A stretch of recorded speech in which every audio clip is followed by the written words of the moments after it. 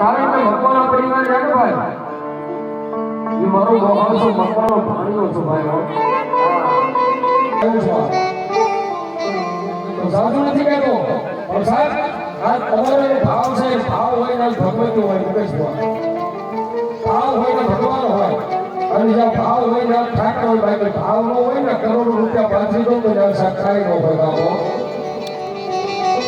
ભગવાન પરિવારનો એવો ભાવ છે અને આનંદ કરું છું 100% હૃદયના ભાવથી આનંદ કરું છું, કારણ કે મારું આનંદ છે ભાઈ.